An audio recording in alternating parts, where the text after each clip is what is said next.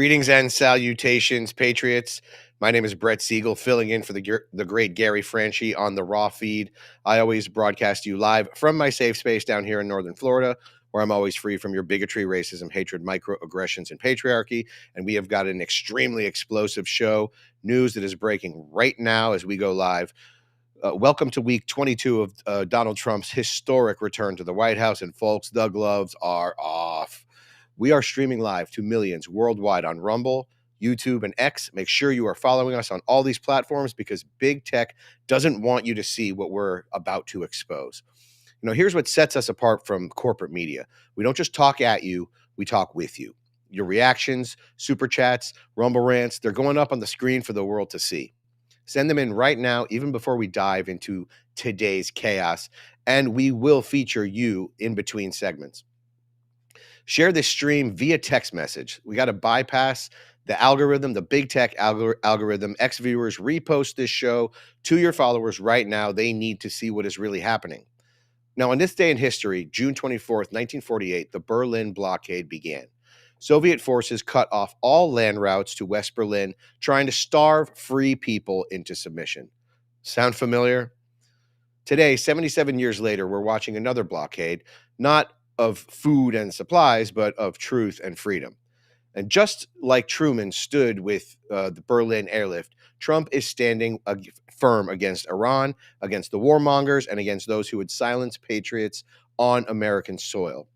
Speaking of standing firm, if you want to support independent journalism that tells it like it is, hit those donation links in the description. We're funded by you, not by corporate overlords. Let me tease what's coming.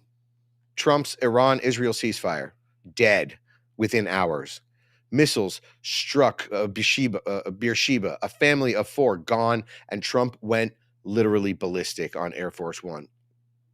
He's calling out both sides, defending our B-2 pilots from fake news attacks and laying down the Trump doctrine, peace through strength. Meanwhile, at NATO, Trump pushes for peace, and these bureaucrats are basically pushing for war. Zelensky's demanding 5% GDP defense spending. That's your tax dollars. Erdogan is playing both sides, and our supposed allies are secretly fueling Russia's war machine with components in their missiles. But it gets worse. Right here in America, a conservative activist was banned and threatened with arrest for speaking on public property in Florida. This is crazy. Not in my state. First Amendment, basically gone. And while our troops are in the air conducting military operations, Democrats are pushing to impeach Trump again. And Bill O'Reilly is demanding ethics sanctions. This is total insanity. The good news, Trump's big, beautiful bill is set to save family farms from the death tax, slash taxes 15% for working families, and finally secure our border with real funding. But Democrats are lying about it, and we've got the receipts. And get this. We've exposed professional protesters on American streets who are linked to Canadian-sanctioned terrorist groups. They're not even hiding it anymore. You want to show off your support for your favorite news source while supporting the show? Check out our merch shop at shop.nextnewsnetwork.com. The link is in the description. Plus, become a YouTube channel member for exclusive perks. You'll get special acknowledgement in the chat, behind-the-scenes uploads, and access to our members-only 24/7 Discord server where Patriots unite. Today's show is packed. We are covering Trump's masterclass in military precision, NATO's march towards World War III, the collapse of free speech in America, and how regular Democrats are fleeing their own party in droves.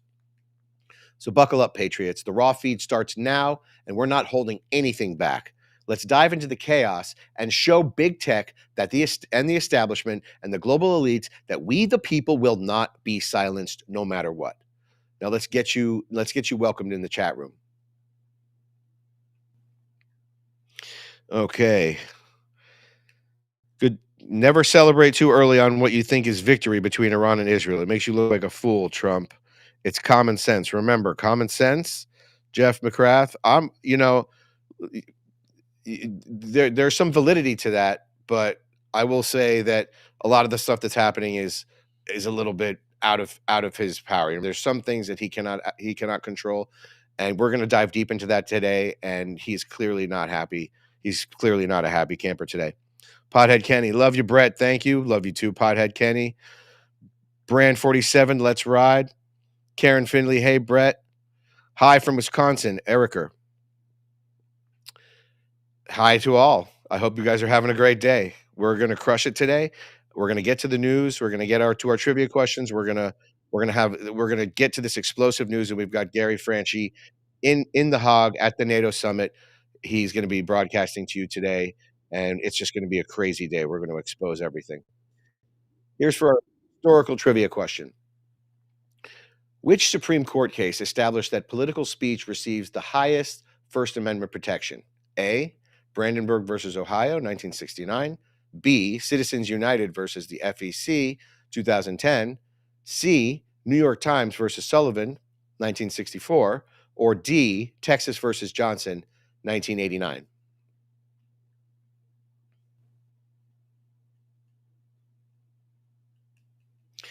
Anyway, my name is Brett Siegel, and what you're about to see is going to shake you to your core. Just hours ago, President Trump announced an historic ceasefire between Iran and Israel, a deal that could have saved countless lives, could have ended 12 days of bloodshed. But even before the ink was dry, missiles were flying. A family of 4 in Beersheba, gone. The ceasefire shattered. And President Trump, he's done playing referee. The man's pissed.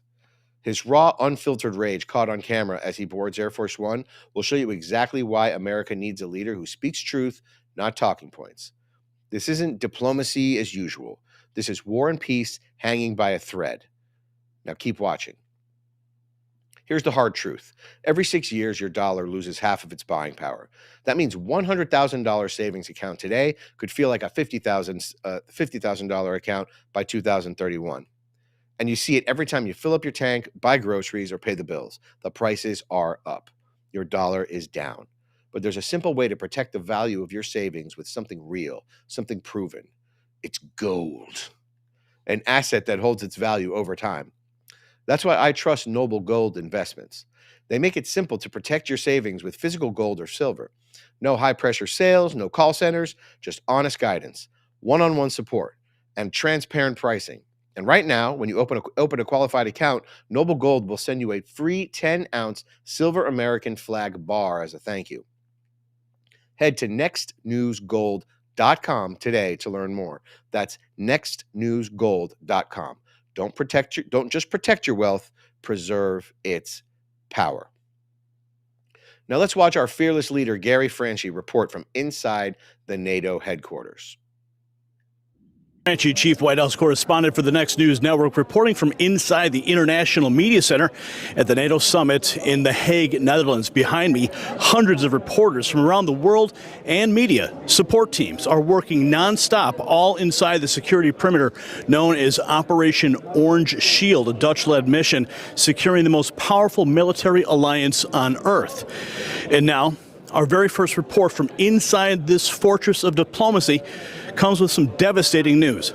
Just hours after President Trump proudly announced a historic ceasefire between Iran and Israel, a ceasefire that could have ended a brutal 12-day war, well, that peace is already in pieces.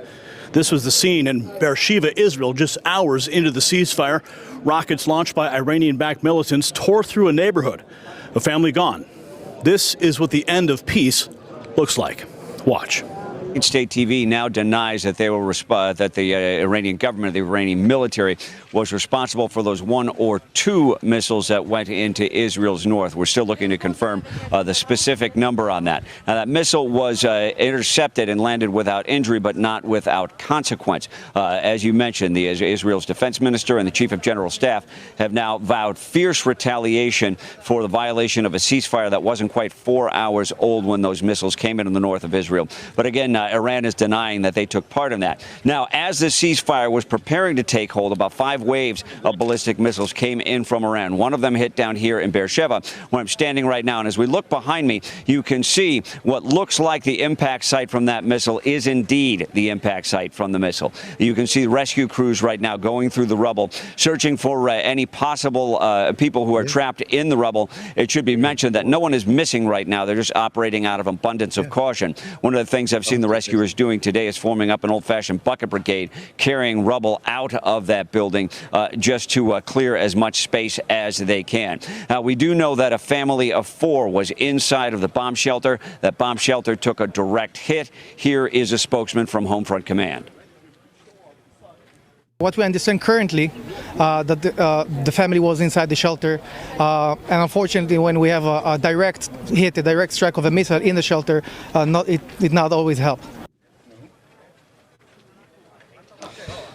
So those bomb rooms do a good job of protecting people in the blast radius, but when you have a powerful warhead like the one that came down here and it takes a direct hit, all 4 of those people perish. There was an additional 26 people who were injured by the force of that blast, and their injuries vary.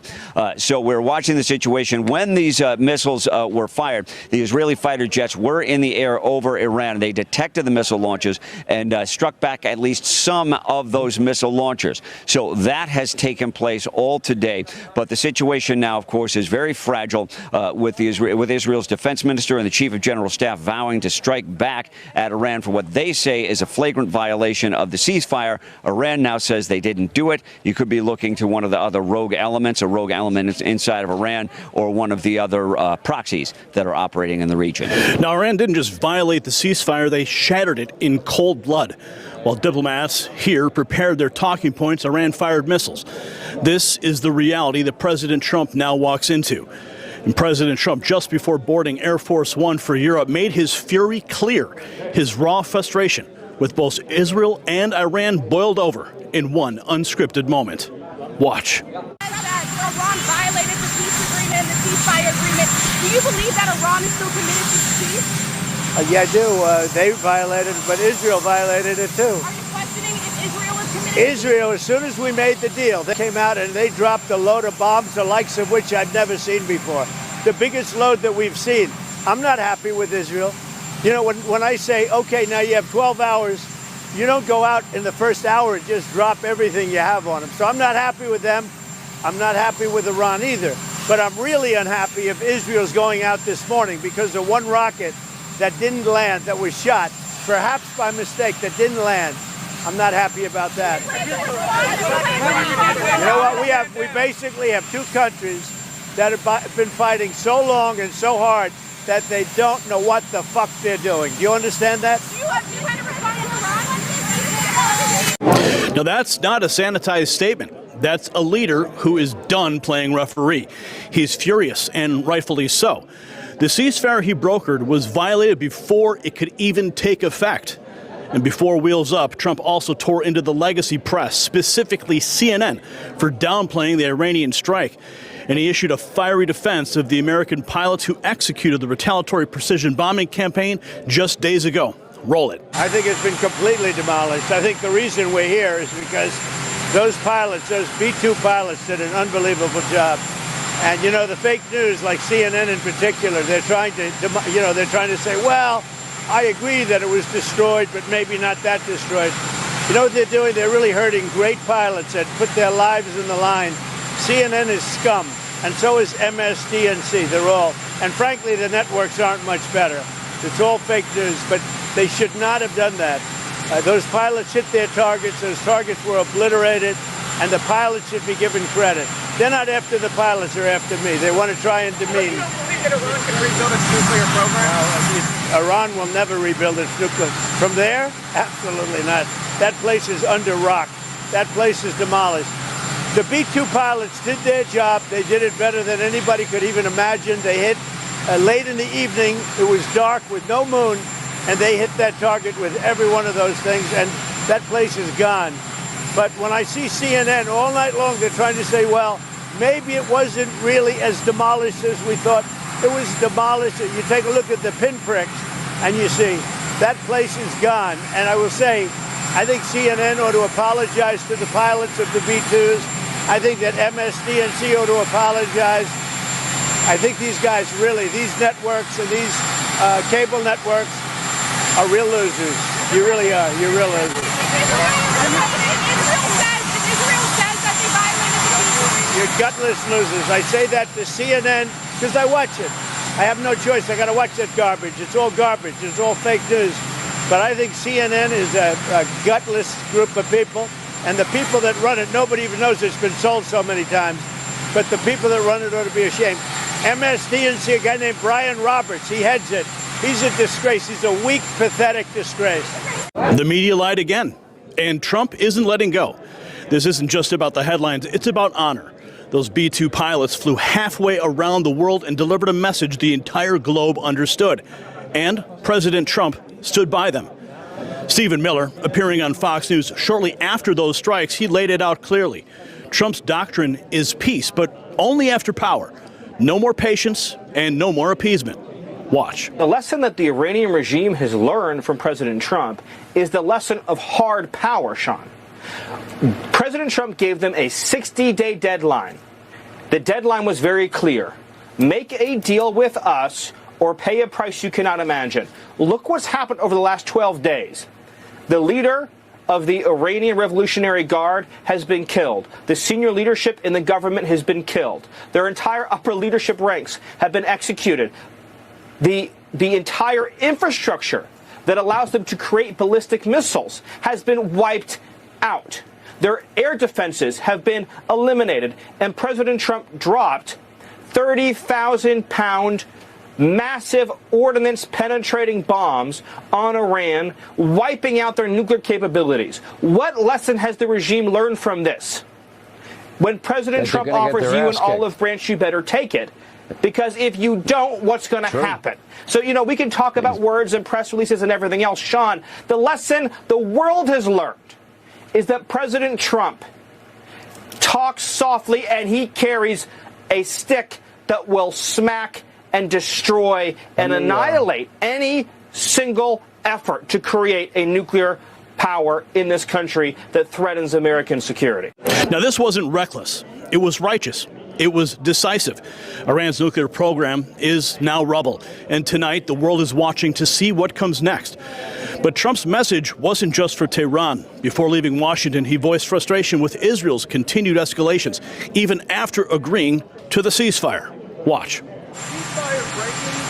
Impact? I don't think so, but I'm not happy that Israel's going out now. There was one rocket that I guess was fired overboard. It was after the time limit, and it missed its target.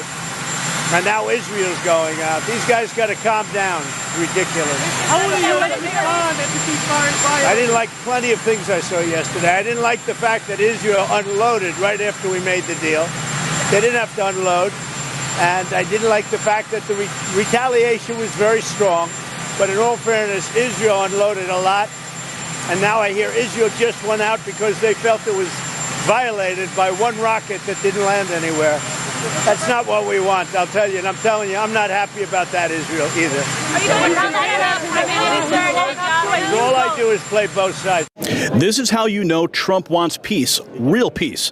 He'll praise allies, yes, but he'll also call them out when they cross the line. That is what leadership looks like. And now, here in The Hague, U.S. Ambassador to NATO, Matthew Whitaker, he's laid down a new American expectation for allies. This wasn't from months ago. This is from today, right here at NATO headquarters. Watch. You've heard it before. This NATO summit is historic. This time, it really is. Here's why. On behalf of the Trump administration, my team and I have been working around the clock to prepare for the summit in The Hague. And let me tell you, this one's a game changer. This year, we're laser focused. 5%. That's the headline. That's the mission. 5% of GDP for defense. Not just spending, but building real capability, real deterrence, and real power. In 2014, NATO set a 2% goal.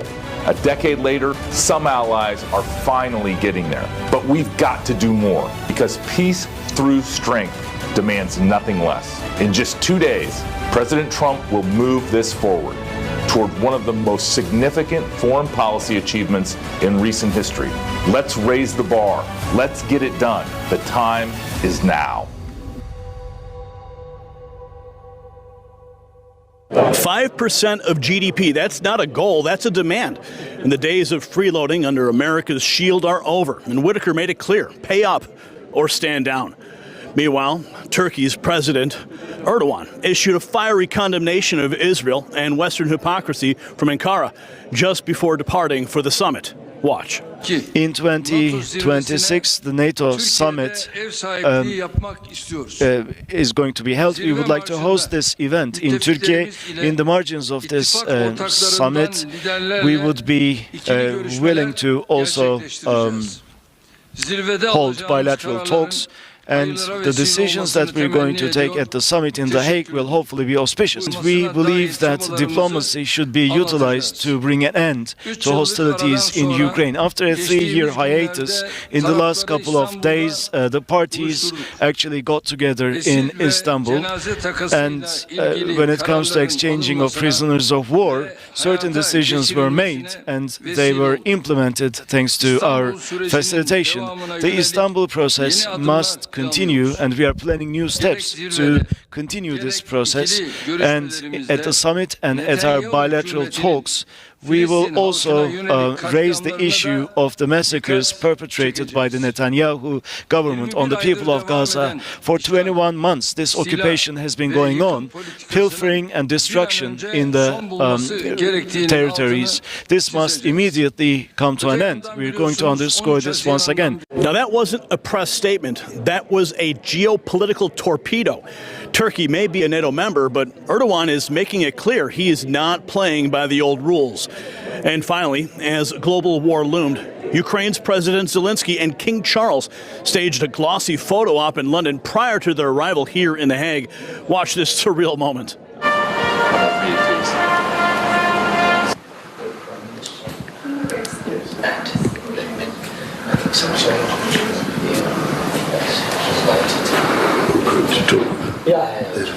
Experience. Yes, exactly. Right. Your Majesty, Mr. President, if I could just have your looking towards me, I was so grateful. Thank you. Would you please take one step towards me, please? You'd be so kind. Yes, we can. Thank you very much. Otherwise, your face was completely obliterated by the light. Are we all right now? Maybe yes. This is ideal. Thank you very much. Just looking right towards me. Bear with me, please. Do you want a handshake? Would that be helpful? Would you be kind enough to do a handshake? Thank you so much. Well, President can bear it. Thank you. Thank you. Thank you so Marvelous. That's lovely. Marvelous. Thank you very much. Thank you so much. Yes, happy. Happy. We're happy. Do you need to? You don't need to wash your hands. So while homes burn, they pose. And since this footage, Zelensky has arrived in The Hague, and he's now aggressively lobbying NATO members to fast-track Ukraine's full alliance membership. The stakes, they're higher than ever. So this is what we're walking into. Ceasefires ignored, allies uncertain, enemies emboldened, and NATO divided. And we're here inside the media center watching it all unfold in real time.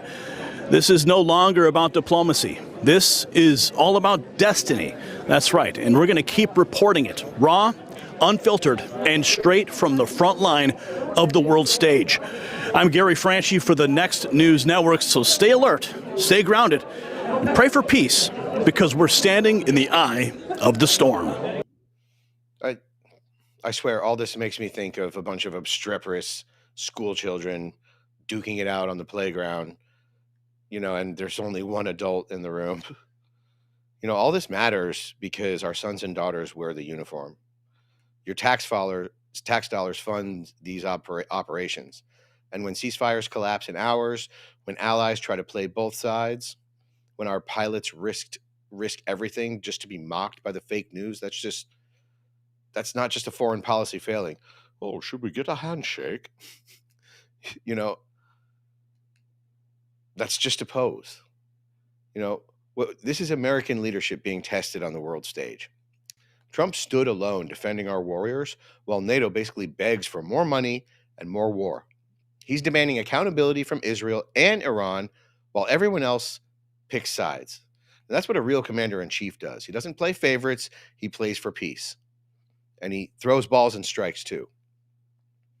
Apparently there was like one stray missile that came down, and Israel was like, like the kid on the playground was like, she touched me. And then he goes and then they go and just pound him, on a technicality. Not cool. But here's the real question. Should America keep funding NATO allies who undermine our peace efforts while demanding that we pay for their defense? Yes or no? Show us in the chat. Drop your answer in the comments. And while you're fired up, check out our merch shop link below. Show the world that you stand with truth, not propaganda.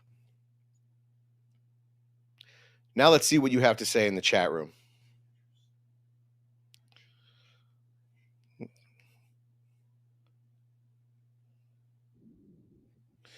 Okay, let's see. Name one thing NATO has ever done for America. Krav Mike 08. Honestly, a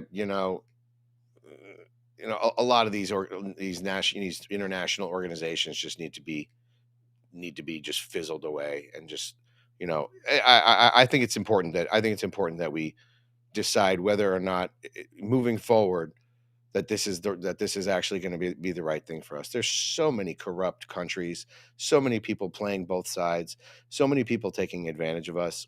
It's just not right. I think this is going to be a rude awakening for President Trump. And I think he's definitely a realist, but I also think he's got this really great vision of how things could be, like if people would just understand and try to, like kind of like that can't we all get along kind of thing.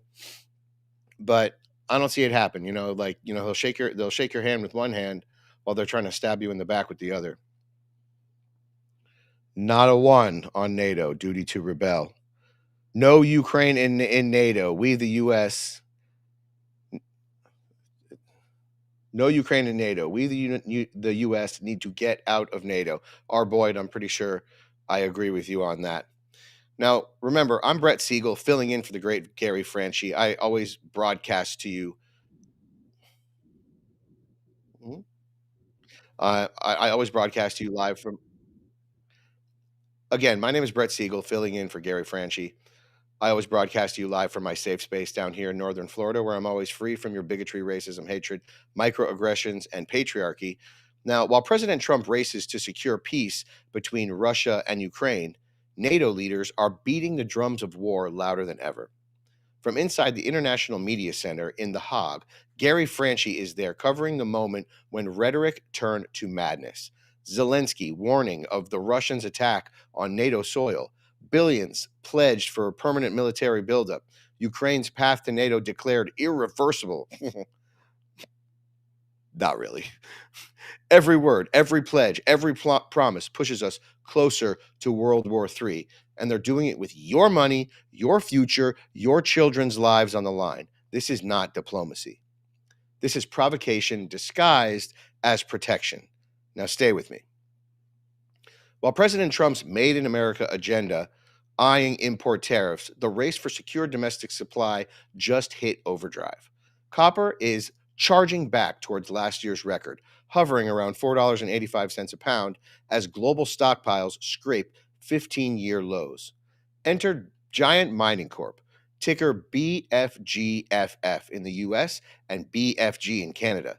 Their 9,800-acre Majuba Hill project sits in mining-friendly Nevada, right beside a highway, rail, power, gas, and fiber. Recent drilling delivered a 170-foot copper zone averaging 0.4, capped by a 10-foot break running a 4.4% copper, the kind of punch majors pay billions for. Engineering firm RESPEC is already fast-tracking in the first NI 43101 resource. So Majuba could leap from a drill rig development while rivals get tangled up in new red tape. In a super cycle where projects that move fast win, Giant Mining checks every box. Discover more at giantminingcorp.com, on the OTC at BFGFF in the US and BFG in Canada. Let's watch the man himself on the ground at NATO. Let's take it to Gary. I'm Gary Franchi, Chief White House Correspondent for the Next News Network, reporting once again from the NATO Summit in The Hague. It's a brisk, overcast evening, and the rain has eased, but the atmosphere is still heavy. Behind me, the entrance to the International Media Center remains abuzz with reporters from every continent. And just minutes from now, President Trump is expected to land right here in the Netherlands. Now, this is our final dispatch of the day before we return to the White House secured hotel. And what we've witnessed inside these walls today has been nothing short of astounding. While President Trump is fighting to secure peace between Russia and Ukraine, NATO leaders, many whom have never worn a uniform, they're fanning the flames with aggressive rhetoric, and it mirrors the very provocations that Vladimir Putin has cited to justify his invasion of that nation. And no voice was louder today than Zelensky himself. President Zelensky, he wasted no time warning NATO leaders that Russia is preparing new military operations, not just in Ukraine, but on NATO territory itself. And he demanded 5% GDP defense spending across Europe to counter what he called Russia's expanding illusion of conquest. Take a look. Russia is even planning new military operations on NATO territory, meaning your countries, and this war is now on in Ukraine, and it's to get prepared, well, to be ready.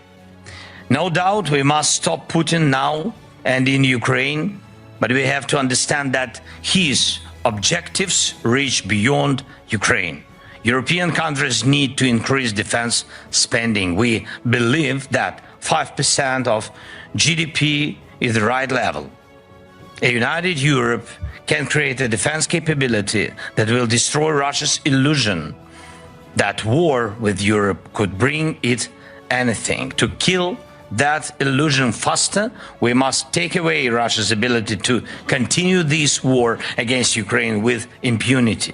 Now, what's alarming here isn't just the warning, it's the escalation. This is the very talk that convinced Putin that NATO is not just a defense alliance, but an offensive threat.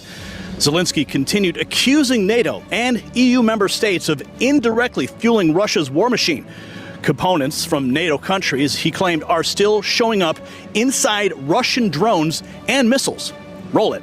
Please make sure your countries and your companies are not helping Russia or its bodies in any way.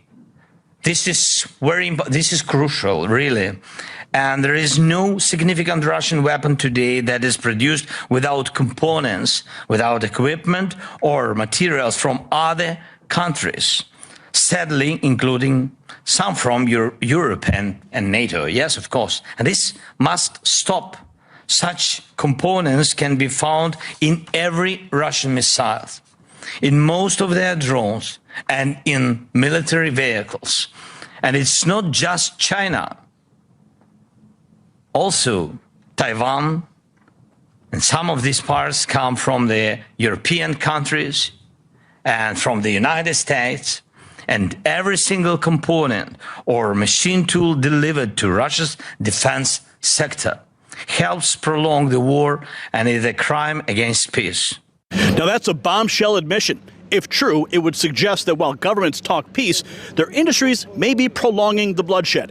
And Zelensky is using that to demand total severance from Russia, economically and militarily. And he didn't stop there. Zelensky drove the threat home, warning that aiding Russia, even inadvertently, is a threat to every NATO country's way of life. Watch. Every scheme that helps them build Shahed drones or any other tools of killing is not just aiding a war against us, it's a threat to you and to the way of life that millions in our countries value deeply. Please, let's make sure that our defense potential and the potential of our partners works for our peace, not for Russia's madness. This isn't just a Ukrainian war, according to Zelensky. This is a war for the West's soul, and he's framing it as a moral crusade that leaves no room for neutrality. And standing beside him, the NATO Secretary General announced that Ukraine's path to NATO is not just open, it's irreversible. And he touted tens of billions in new European and Canadian support.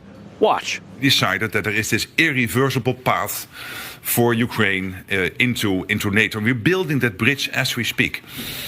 I made yesterday an announcement that European and Canadian allies have now pledged more than 35 billion euros in support for Ukraine, which is more than last year, because last year, for the full year, it was over 50 billion. Now, before the 1st of July, it is already 35 billion. So we can safely assume that for the full year, it will be more than last year.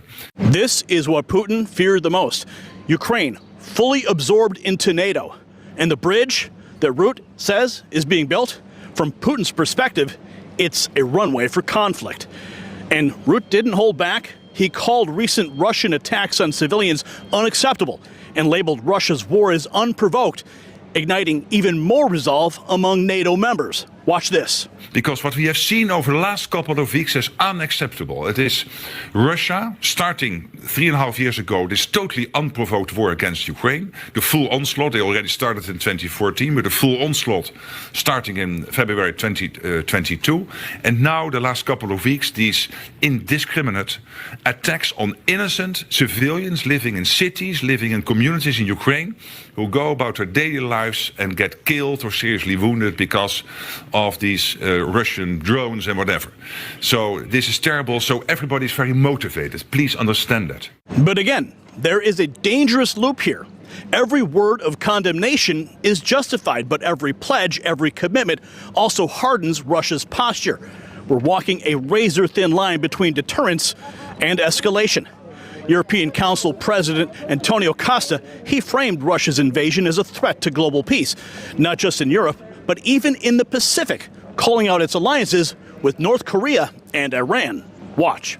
Russia's invasion of Ukraine remains a major threat for global peace in the world, because this invasion is undermining the international rules-based order, because Russia is an intercontinental country threatening Europe, but also the Pacific region, and because Russia is acting in alliance with countries like North Korea or Iran. This is NATO stretching its footprint and its rhetoric from Ukraine all the way to Asia, a widening front that feeds Putin's narrative of encirclement.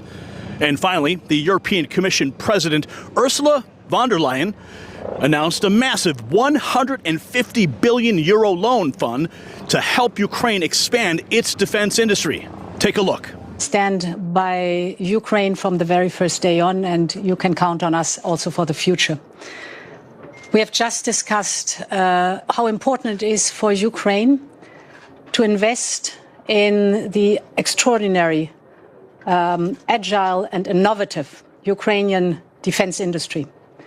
Therefore, we have designed a funding program of 150 billion euros. We call it SAFE, where member states, but also Ukraine and other partners, can take these loans to invest in the Ukraine defense industry, which has shown its ability to innovate, to produce fast and reliably at scale.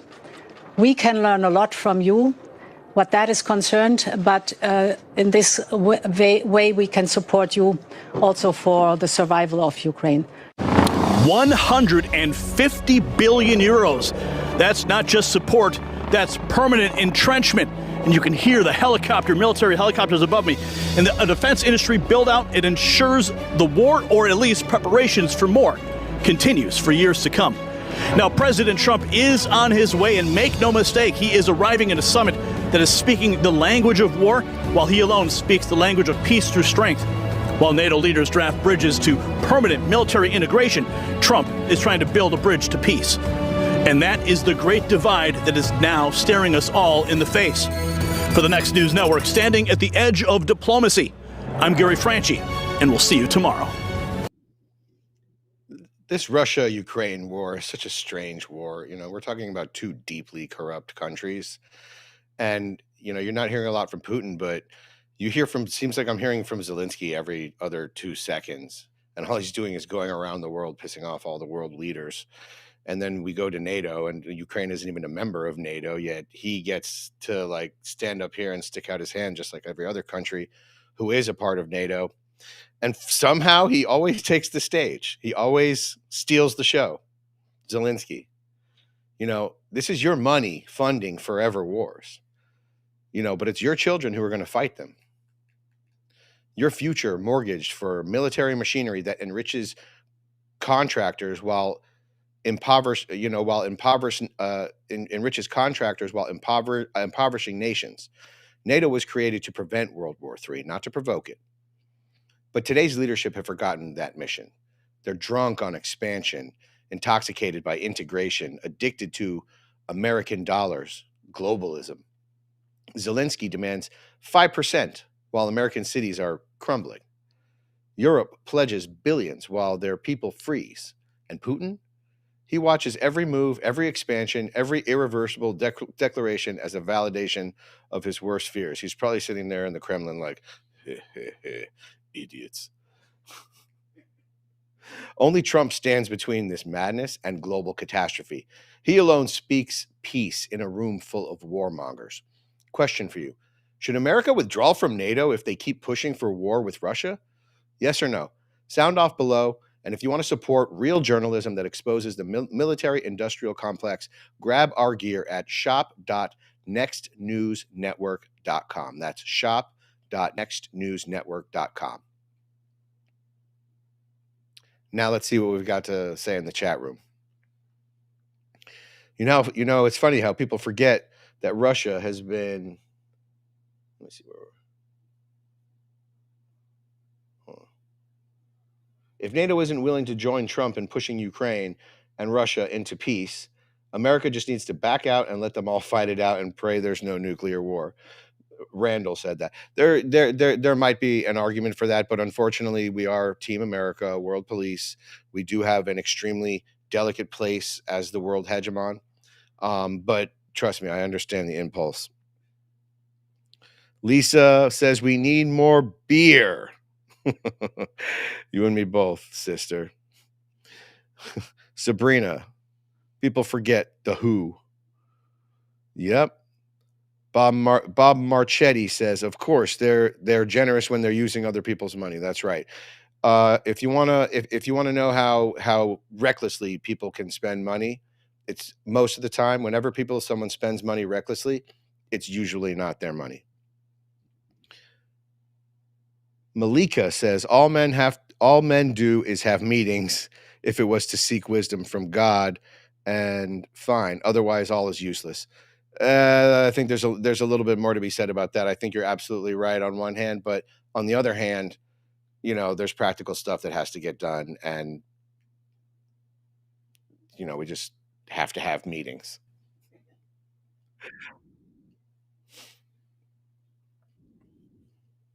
Now, again, my name is Brett Siegel, covering for Gary Franchi with a story that shows exactly why Trump is different. Hours ago, we had hope, a ceasefire between Iran and Israel. Trump's masterwork, first obliterating Iran's nuclear program with B-2 bombers, then immediately brokering peace. No American casualties, no regime change, just raw power followed by real diplomacy. But that ceasefire, already violated. People already dead. Missiles flew, families died, and both sides point the finger at each other.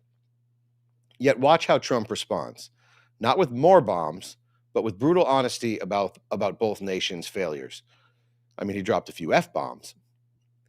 He's defending our pilots, demanding accountability, and refusing to play the same old Middle East games.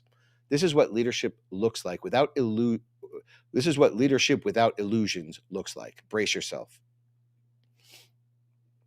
When ceasefires collapse and global tensions explode, parents need their kids grounded in truth, not propaganda.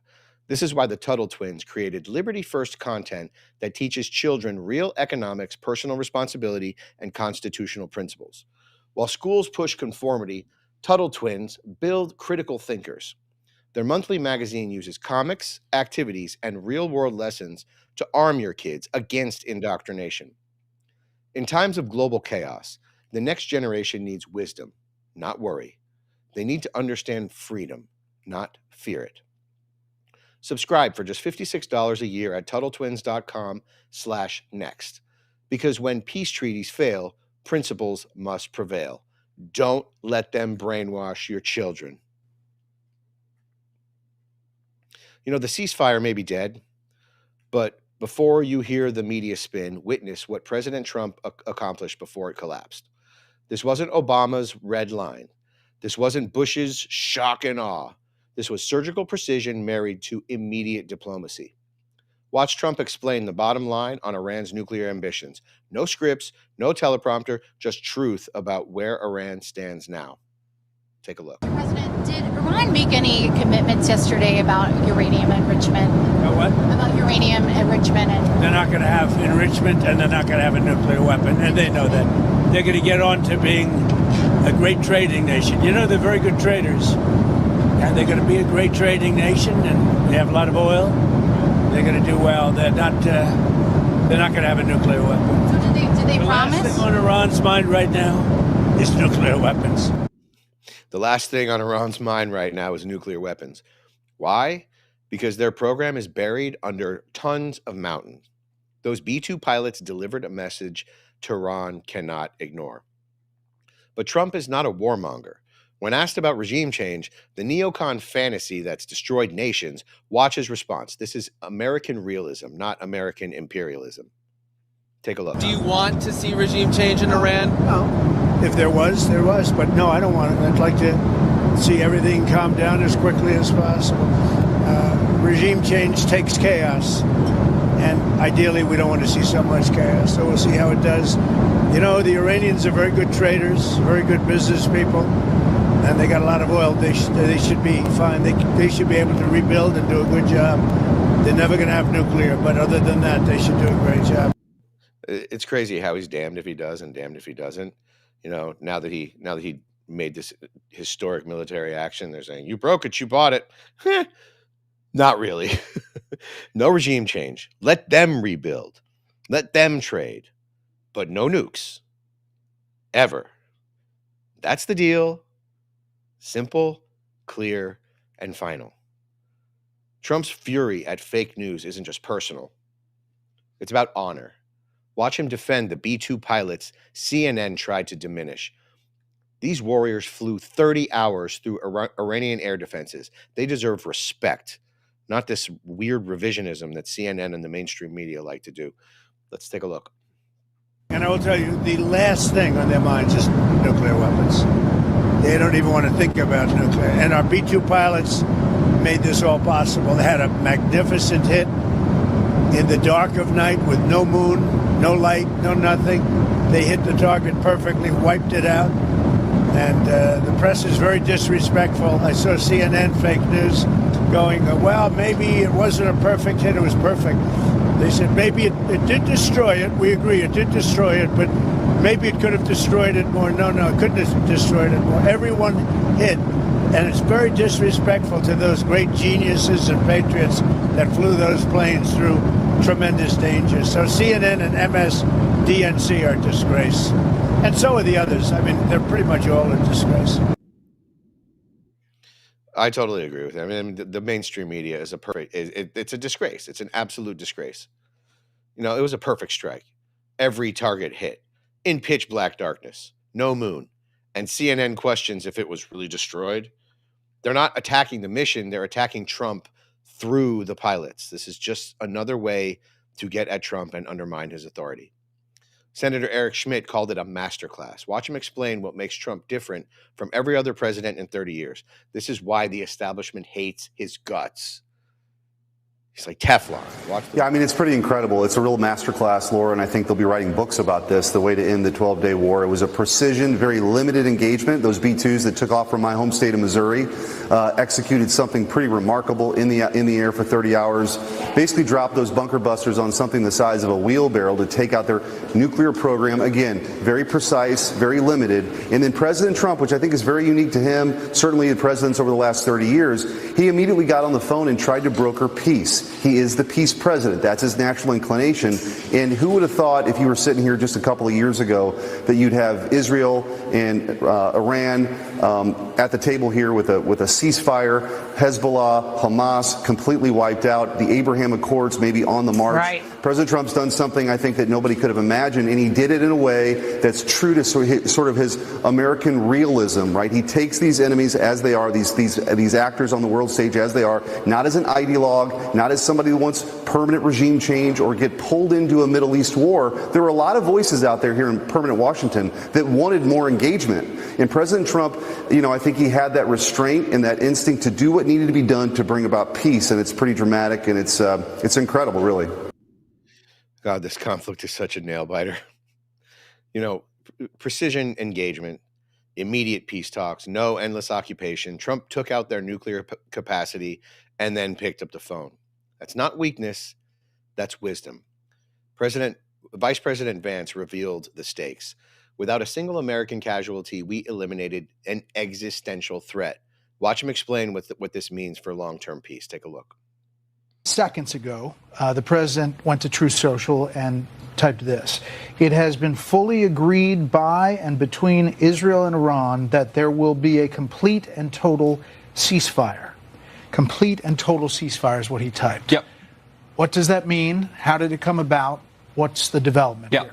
Well, we were actually working on that just as I left the White House to come over here. So that's good news that the president was able to get that across the finish line. I think what it means, Brett, is quite simple. First of all, the president, without, knock on wood, having a single American casualty, obliterated the Iranian nuclear program. We are now in a place where we weren't a week ago. A week ago, Iran was very close to having a nuclear weapon. Now, Iran is incapable of building a nuclear weapon with the equipment they have because we destroyed it.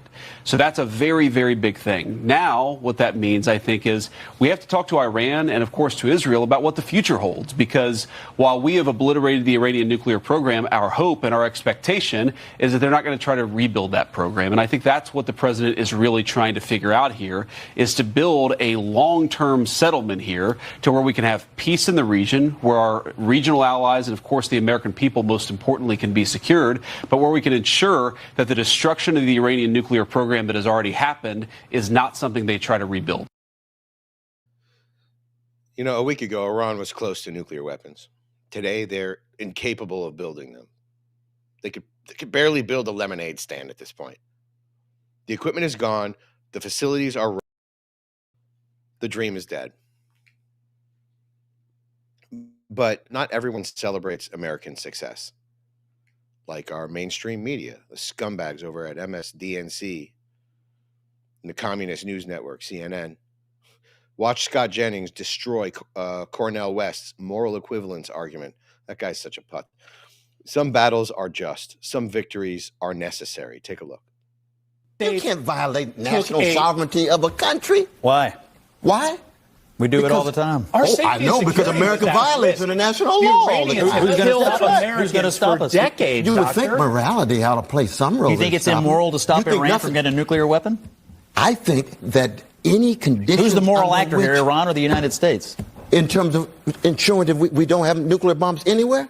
No, in terms of ensuing these butchers don't have nuclear bombs that they have fully said they will use on Israel. Well, we got a larger discussion. We've got United States, Israel. There's no equivocation. What they've done in Gaza gives neither one of them moral authority. That's a genocide. It's ethnic cleansing. Israel has no moral authority. United States has no moral authority. Disagree. You think that some? No, we just have deep disagreements on that.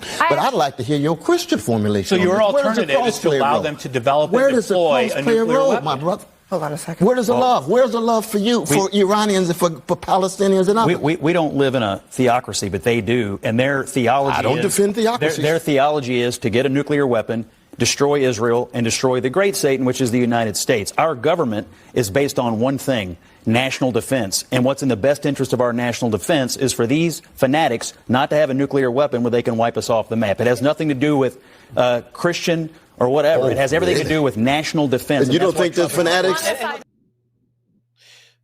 Look at him getting that guy's face. Where's the love, brother? Where's the love? I can't believe some people have jobs. It just makes me crazy. That guy is such a putz. Cornel West. Where's the love, brother? Where's the love? Like, this is what qualifies as commentary. This is what qualifies as political commentary. You know, national defense isn't theology, it's survival. Iran's regime wants nuclear weapons to destroy Israel and America. That's what they do. Stopping them isn't immoral. Letting them win is. The secret diplomatic channel tells the real story. Trump's envoy, Steve Witkoff, kept talking even as bombs fell. This wasn't random violence. It was calculated de-escalation. Take a look. That Donald Trump's Mideast envoy, Steve Witkoff, has remained in contact with Iranians since those U.S. weekend strikes. What does that tell you about this moment in this conflict? I think it really speaks to the fact that both Tehran, but also the Trump administration and the president himself are looking for off-ramps. And the fact that there are channels open, direct or indirect lines over multiple parties, from the Omanis to the Qataris to the Turks. There are many countries trying to find ways to bridge the divide. That's very important. What's really urgently needed is an opportunity for the Iranian foreign minister and Steve Witkoff to speak, perhaps without so much pomp and circumstance, but privately, discreetly, to take the temperature down and to find ways of de-escalation. There is a moment right now where the Iranians have clearly signaled they're looking to de-escalate. President Trump appears to look like he's willing to climb down after having struck Iran in an unprecedented way. So it's about giving space for that de-escalation to happen. And then, of course, building out what the diplomatic discussions will be and what both sides can agree upon at the negotiating table.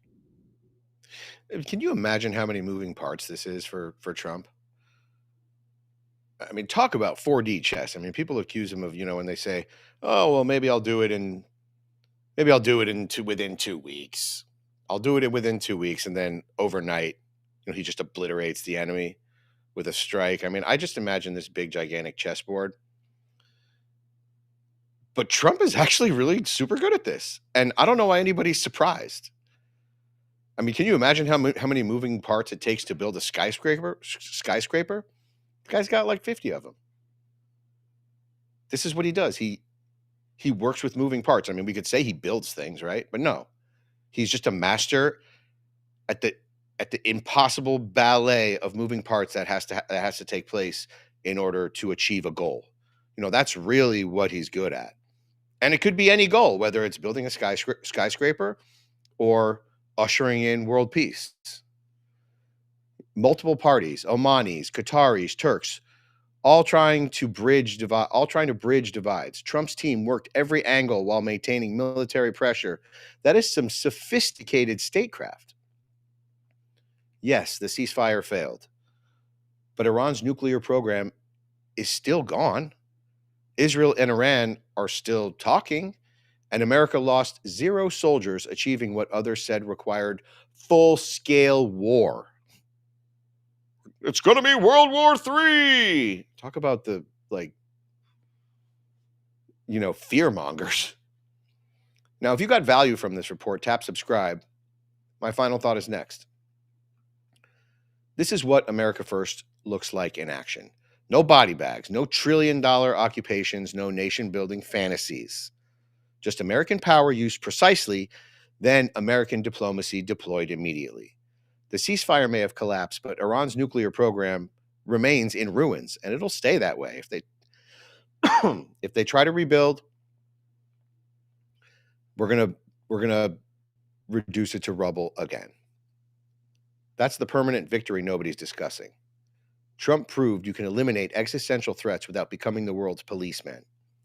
He showed strength without stupidity and force without forever wars. The establishment wanted regime change. The military-industrial complex wanted massive deployments. Trump gave them neither. He gave America results. And when fake news attacked our pilot's honor, he fought back harder than any president in history. Now, that guy is pissed. Now, here's my question. Is Trump's approach to devastating military strikes followed by immediate peace talks the right strategy for dealing with America's enemies? Yes or no? Let me know below. Support real journalism at shop.nextnewsnetwork.com. Now let's see what you have to say in the chat room. Let's go to the chat room. Lisa, I'm laughing too hard. Gotta go. Jeremy Olson, shrimp tacos are good. I totally agree with you on that. I love me some shrimp tacos. Karen Finley, we love you, Brett. Come to Discord after the show. I think I can make an appearance. Robert Lockhart, to be prepared for war is one of the most effective means of preserving peace, says George Washington. I totally agree. That man was quite a statesman.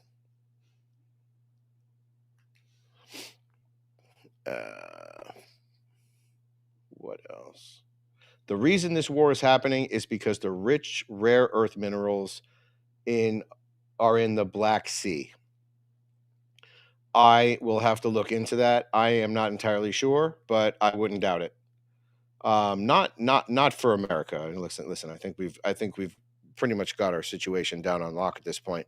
Dave Fiorillo says peace through strength. I couldn't agree with you more, Dave. Dave, I happen to know Dave. He's a great American patriot. We love Dave. Robert Lockhart, peace through strength is not a new idea. We were founded on it. Absolutely. I totally agree with you. Natural resources, thank the eternal spirit. Take from the earth what is needed and nothing more. Follow the rhythms of nature. Rise and retire with the sun. Enjoy life's journey, but leave no tracks. Trenna, I'm gonna have to push back on that one.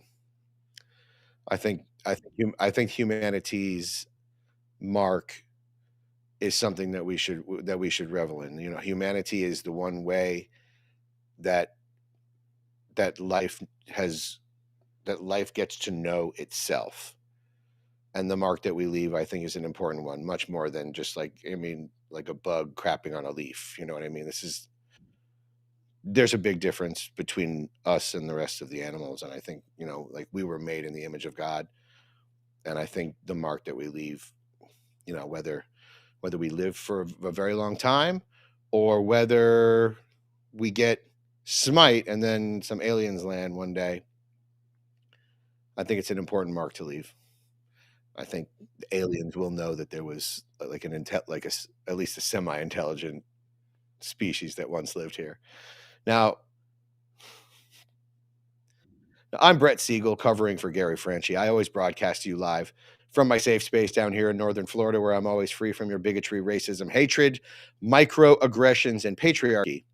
Now, while American B-2 pilots were in the air over Iran, while our forces executed precision strikes, Democrats were literally in the process of drafting articles of impeachment against President Trump. Think about that. Our military, men and women, conducting active operations, and these criminal politicians are trying to remove their commander-in-chief during a mission, mid-mission. AOC, completely awful human being, and Congressman Kasten called for impeachment before our pilots even landed. Al Green filed privileged resolutions while missiles were still smoking. And Bill O'Reilly, he's pissed. He's demanding ethics sanctions, calling this what it is: sabotage during wartime. In other words, another word for that is seditious activity. One might even say treasonous. I didn't say it. Just wanted to put that out there. And across America, the radical left is literally imploding. Lifelong Democrats fleeing. Professional agitators exposed. Constitutional norms shattered. This is a new low, but the left never ceases to amaze me with how low they can go. Once I've thought that they just cannot go any lower than this, they'll like chop off the other kid's genitals. You know what I mean? Late term abortions, trying to impeach a president mid-mission, and crazy. It's crazy. When Democrats push impeachment during military operations, when protesters burn flags while our pilots risk everything, life and limb, you see why looking younger isn't vanity, it's vitality. We need strength to fight these battles. But that's where your collagen comes in. By 40, your body collagen drops dramatically. Skin sags, joints ache, energy fades. But ageless multi-collagen changes that. 5 types of collagen from our 4 clean sources, hydrolyzed for easy absorption. No clumping, no smell, just results. While radicals attack our foundation, you strengthen yours.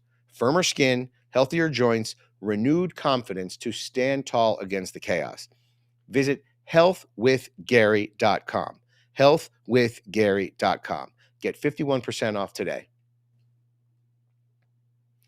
This is sedition in real time. While B-2 bombers crossed into hostile airspace, while American lives hung in the balance, Democrats moved to decapitate our military command. Watch Bill O'Reilly explode over this unprecedented betrayal. The Democratic Party sinks deeper into the morass. At first, two of these loons called for Trump to be impeached, even when our military people were in the air. Yep. And that's Castens of Illinois and Ocasio-Cortez in New York. If they're not hauled in front of the House Ethics Committee and sanctioned, then we don't have any standards of behavior. You cannot. There's no standards of behavior. It's Congress. Congress has less standards of behavior than my fraternity house did. Leland, these two have to be hauled in front of the Ethics Committee. They have to.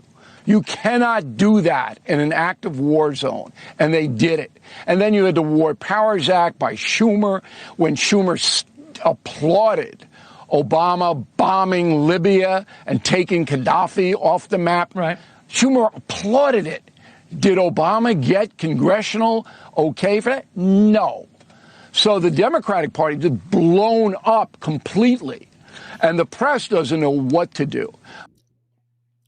Muammar Gaddafi, the longtime ruler of Libya, was killed on October 20th, 2011, during the final stages of the Libyan war. In Libya, this was an action taken on by President Obama, head up by Secretary of State Hillary Clinton. In Libya, several video clips taken by the rebels with mobile phones circulated shortly after.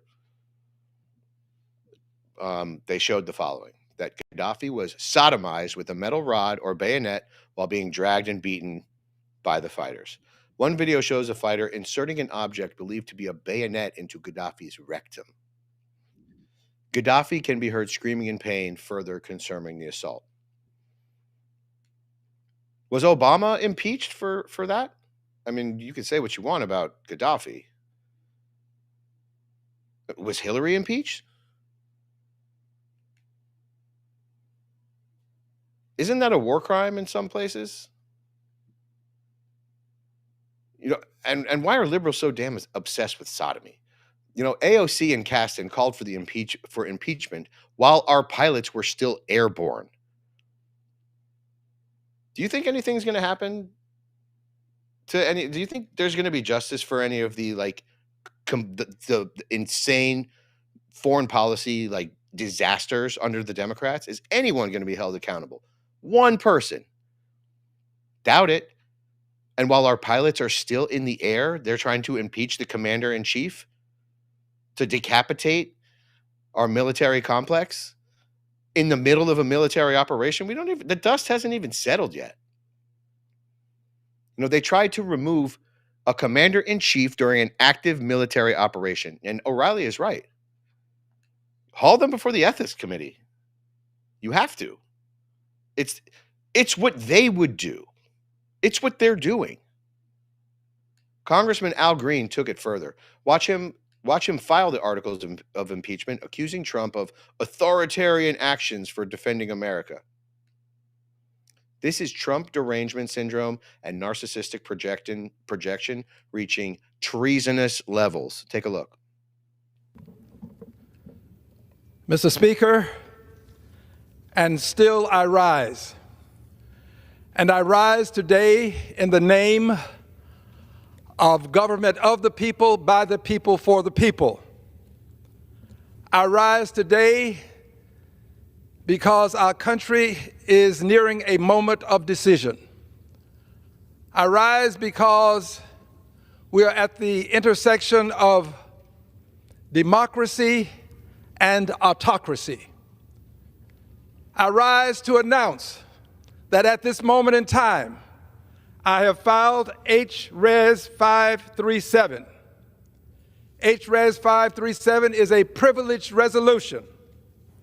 HRES 537 has been filed because I believe that the President of the United States has committed an impeachable act. Res. 5.7 addresses abuse of presidential powers by disregarding the separation of powers, devolving American democracy into an authoritarian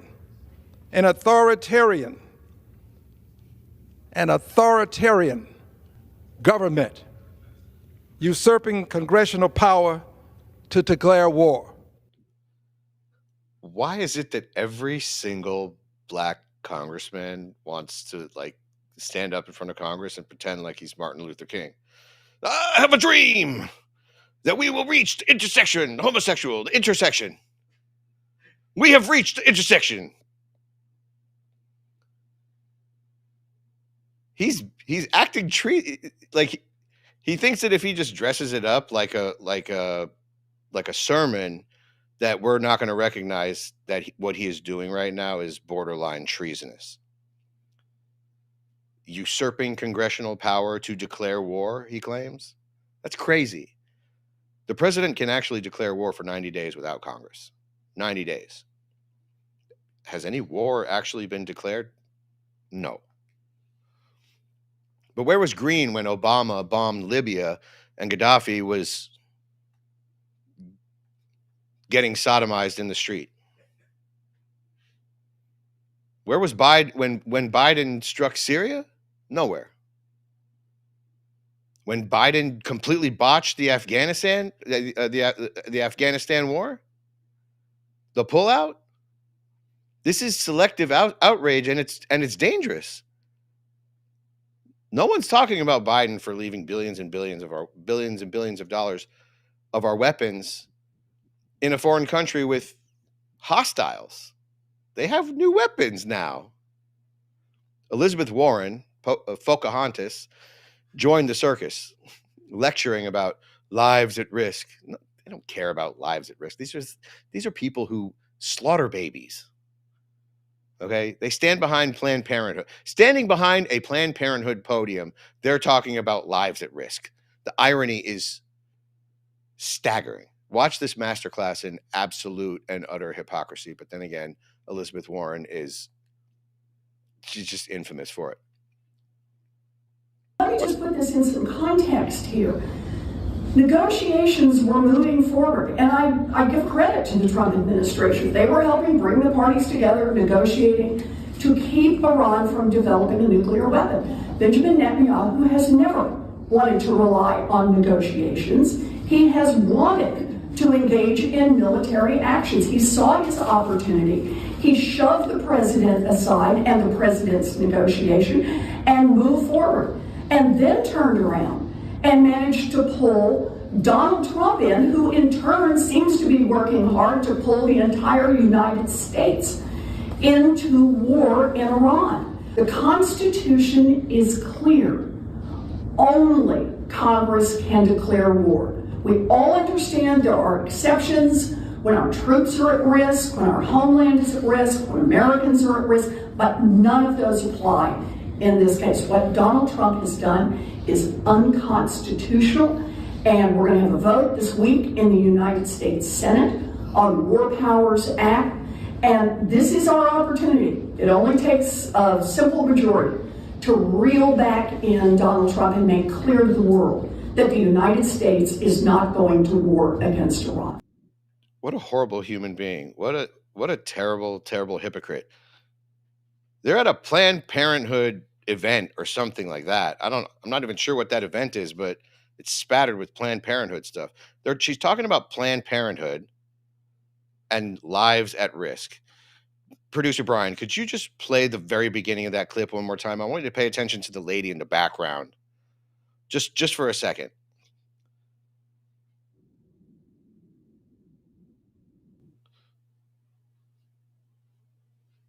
Negotiations were Look at this lady in the forward, background laugh. I give credit to the Trump administration. They were helping bring the parties together, negotiating to keep Iran from developing a nuclear weapon. Benjamin Netanyahu has never Look at her laughing. Look at her laughing. They're having a good old time. To engage in military action. 402,000 aborted babies last year at Planned Parenthood. Let that sink in. 402,000 lives lost. But she's worried about what? Iranian nuclear scientists? Personally, I'm not even sure how such a strange religious cult, I don't understand how that jives with anything scientific at all. But zero casualties, zero American casualties, zero civilian casualties in Trump's strike against Iran. Zero. Yet she's sitting here calling this unconstitutional. First of all, it's not unconstitutional. Second of all, it's not immoral. You know, the Democrat Party isn't just wrong. It's like disintegrating right before our very eyes. What's she even doing talking about foreign policy at a Planned Parenthood event? Watch this lifelong Democrat beg for reasons to stay in a party she no longer even recognizes. You know, a lot of people feel this way. You know, I've heard this a lot. Well, I'm not leaving the Democrat Party. The Democrat Party left me. Are we sure about that? Sometimes I think about that. You know, sometimes I think, did the Democrat Party really leave you, or did you just actually just wake up and realize that you've been on the wrong side of history your whole life? But the exodus has begun. Take a look. I am a lifelong Democrat. I have been super active in campaigns. I've worked on them. I volunteered for them. I've contributed to them. I'm so appalled by the Democratic Party. I have no idea what they stand for. I have no idea what their policies are. The things that I see that they most talk about feel very bad for the country, bad for the people, super fringy. So how would you convince me to stay in that party and support it, given what is happening today? It's a great question, Sharon. And I think you speak for a lot of people, and at times you speak for myself, right? Which is just the immense frustration with being rudderless and leaderless, and just kind of, often what we talk about is just our dislike of Trump, right? It's just, we scream and pull our hair out and say he's a king and etc. Look, when your party goes through moments like this, and Republicans have had their, frustrations, you face a choice. If the other party is speaking to you more, you like what they're saying, you like their leadership, then obviously changing parties is one option. I believe that this stuff, it's a pendulum. It swings, and kind of you stay on the inside and try to get the family to look at things a little bit differently, support candidates that might take it in a different direction. She's worked on campaigns, donated, volunteered, and now she's appalled by her own party. I wonder how much of this is I wonder what she's appalled by, whether, because what this other man is saying, that they're leaderless, rudderless. I mean, is she mad because they're wrong, or is she mad because they're just losing? I mean, does she want a bazillion babies being aborted every year? Does she want forever wars in all these different countries? Does she want to cut the genitalia off of America's children? And she's just mad that she can't get it now? Who knows? I like to think that there's good in people, and that eventually everyone will have their come to Jesus moment, where they have like a red pill moment. But there's a lot, but you have to, the people who are leaving there are people who leave the Democrat Party and they go even farther to the left. Their red pill moment is like, okay, just, let's just admit it. My come to Jesus moment is, there is no Jesus. I'm an atheist and I'm a communist. She sees the fringe taking over. I hope she's being genuine about that. The hate is consuming everything, and rational people would not want to be a part of that. Meanwhile, actual constitutional violations are happening daily. In Winter Garden, Florida, a conservative activist was threatened with arrest for speaking on a public sidewalk in Florida, of all places. Come on, man. Watch free speech die in real time. Take a look. Right now, we're going to ask you to leave, okay? And what if I don't? Then you will go to jail. I'm going to go to jail if I don't leave the farmer's market. Correct, yes. You guys So are going to get your options to move outside of here or go over here on Plant Street. You can talk to people on Plant Street. We don't care. So what would you be arresting me for? For trespass after warning, because you're being asked to leave the private event right now. This isn't private. You guys are wrong. This is not a private event. We're not going to argue about that. So it's going to be your choice. You can either leave or you can go to jail. That's your choice right now. So if I come back next Saturday, you guys are going to arrest me? Yes. Yes? Yes. Yes. On what grounds? Trespass after warning. Trespass from a public event in public property. Literally walking on a public street. Yeah. Public sidewalk over here. Public park right here. So you're going to tell me I can't be on this public sidewalk? That is correct. How can I not be on a public sidewalk? Any other rights of mine you want to violate? Not at this time. Not at this time, but just this one, just the first one. Alrighty, I have been trespassed officially.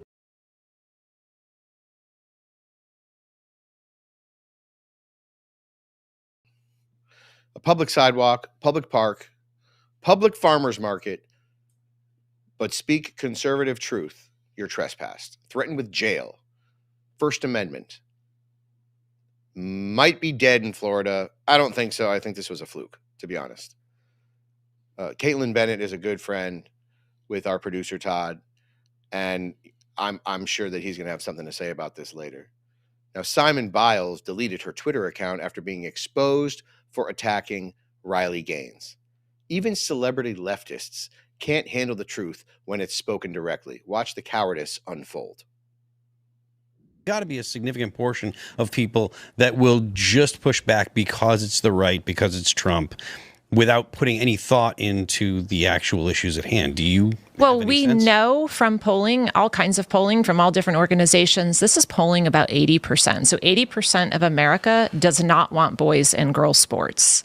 And yet you've got whole states that are pushing back against that, entire universities, entire school districts. And so that would tell me that those in power are playing a political game. Yeah, it's not like all the students at the college are deciding it. It's the administration and who's running the administration making that decision. Yeah, colleges, I'm not as familiar with because we don't really dive into that a ton, but I see what I see on the news, just like you guys too. There's an awful lot of radical liberals on our campuses right now. The reason I feel so hopeful, and I am in an echo chamber in a bubble, but is Riley Gaines. It's people like Riley Gaines that are like, this girl is like a movie star, like she appeared like a hero in a movie and just is like fitting this position inevitably. Simone Biles deleted her X account. She had like 2 million followers. Isn't that fabulous? I mean, not that she deleted her X account, who cares, but that she backed down and ran away. Yeah, truth spoken to her and once called out on it. Well, it's an 80-20 issue. When you look at the Pew research on every metric, support for transgender has declined, and I would call it like opposition to these movement has been increasing, even among Democrats. You see, there's a difference between being canceled as a conservative when you are lied about and slandered and doxxed, and then when you are a liberal and then you bump up against reality and it gives you a big old cold hard smack in the face, and then you self-cancel. 2 million followers gone, ran away rather than defend her position. She can't defend her position because she doesn't have a position. I've seen these two people split screen, and you got Biles saying that Riley looks like a man. She's cute. When 80% of America opposes boys and girls sports, even Olympic champions retreat from their radical stances. She self-canceled. But here's the deepest revelation. These aren't grassroots protesters. Watch this expose of professional agitators linked to Canadian-designated terrorist groups operating on American streets. Take a look. Do you want to see Israel destroyed? Yeah. Okay. Well, I mean, your pin says you're Jewish, right? At this point, I do. I used to believe in the one democratic state solution. What do you do for work? I don't. You don't work? Why not? I don't have to. So you did well. I haven't worked license has 27. Now, I think she actually is working and as a professional protester. Here's her protesting without her sunglasses on. She usually does have them on. Here's her saying HP profits from Israel's torture of Palestinian political prisoners. Here's her saying democracy is not for sale. Back again with the Palestine flag, and again with the South African flag. Now, it's not just her, as we know that they work in teams. Look at this blonde woman beside her. I found her at more protests than any other paid protester I've exposed in the past. I found her at close to 50 different protests, all within a couple of years. So who's behind this team of people chanting for Israel's destruction on America's streets?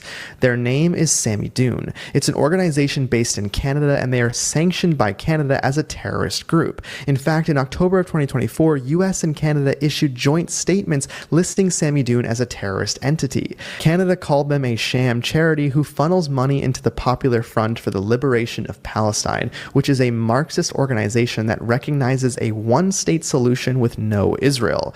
Germany banned the group after members of Sammy Dune passed out candy celebrating October 7th. The founder of Sammy Dune at a rally in Vancouver publicly called Hamas heroic on the 7th and said that Hamas and Hezbollah don't engage in terrorism. Sammy Dune, sanctioned as terrorists by Canada and the US. These are people chanting for Israel's destruction. One state solution, no Israel. Professional protesters who haven't worked since they were 27. This is foreign interference. You know, I'm not sure what's more scary, that there's this big cabal of people trying to sway the flow of world events, or that there are people with such narcissistic people who are even willing to accept these jobs. I mean, I guess if you toss enough money at something, I mean, everyone's got to have their limits as far as what you would do for money. And to me, this is just absolutely despicable. Now, if you got value from this report, tap subscribe. My final thought is next. You know, this is the radical left's endgame exposed. Impeach presidents during military operations, arrest conservatives for speaking, import professional agitators tied to terror groups. They're not trying to win debates anymore. They're trying to destroy the republic itself from within and make it seem like it's this big grassroots effort that everybody agrees with it. When Democrats put politics above pilots' lives, when police become speech enforcers, when terrorist sympathizers operate openly on our streets, we're not watching normal political opposition. We're watching an insurrection against constitutional order. And the seditious and treasonous politicians who support them are just as much involved as the people right there on the ground passing out candy, celebrating the October 6th events, the terror attack on Israel. You know, they call Trump authoritarian while crushing dissent. They cry about democracy while silencing voters. They claim the moral high ground while standing with America's enemies in the open now. You used to do that. You used to have to do that stuff in private. The mask isn't just slipping, it's completely off. My question, should members of Congress who push impeachment during active military operations be charged with sedition? Yes or no? Drop your answer below. And if you believe in free speech, show it. Grab some gear at shop.nextnewsnetwork.com.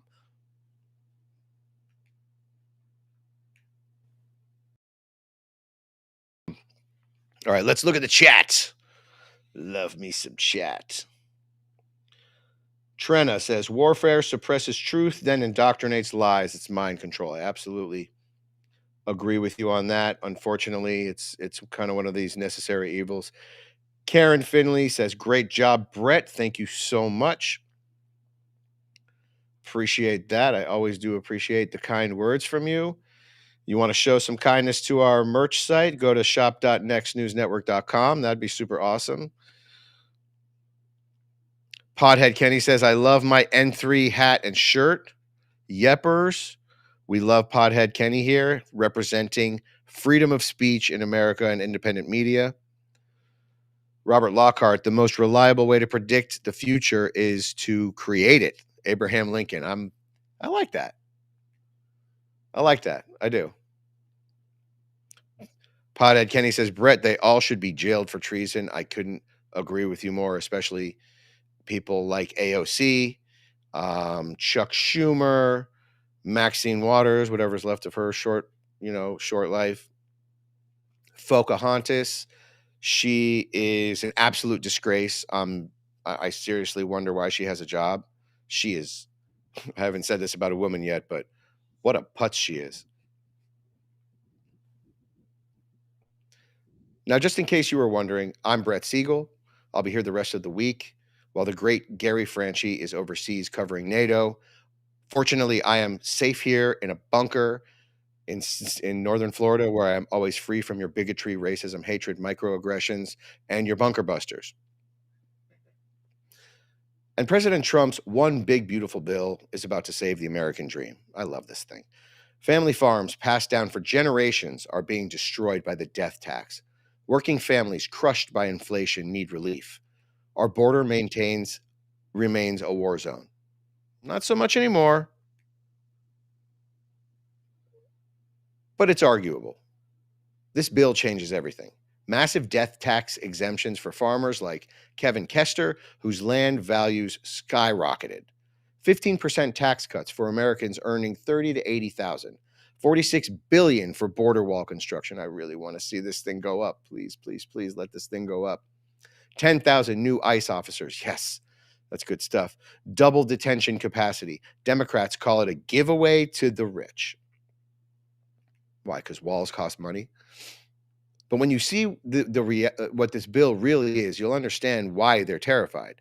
This is Trump delivering on promises. This is the nightmare. This is the stuff that Democrat nightmares are made of, that Trump actually does a good job after all the crying, screaming, screeching, bloviating, impeachment attempts, all this.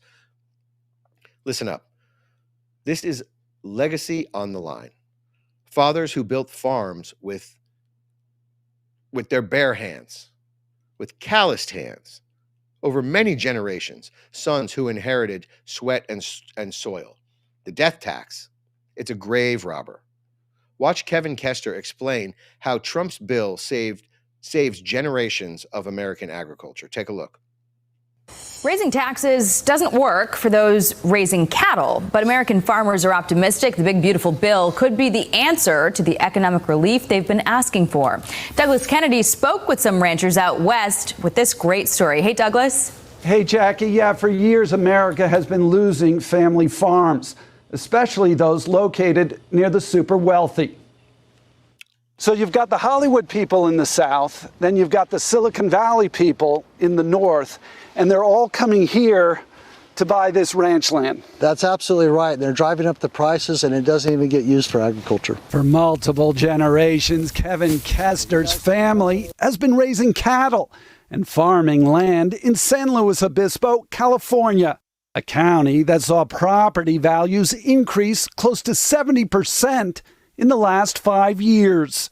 It's a jump Kevin fears will see his long tradition of family farming and with him.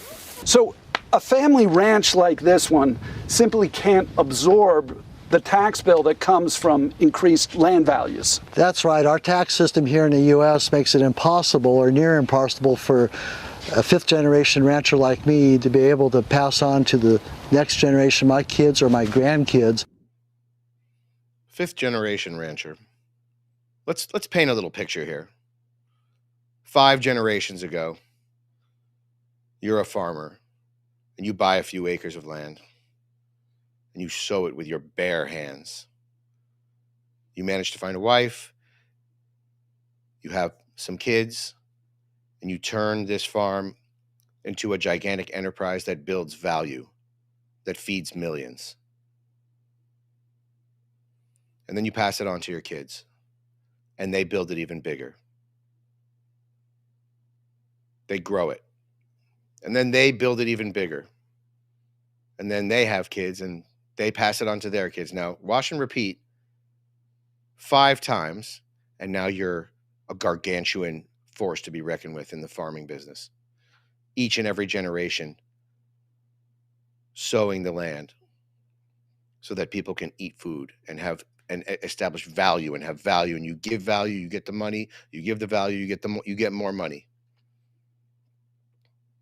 Now you want to leave it to your kids? And some douche with a little clipboard comes in and tries to wet their beak with it to slash your farm and scavenge around your farm like a scavenger, like a scavenging scavenger.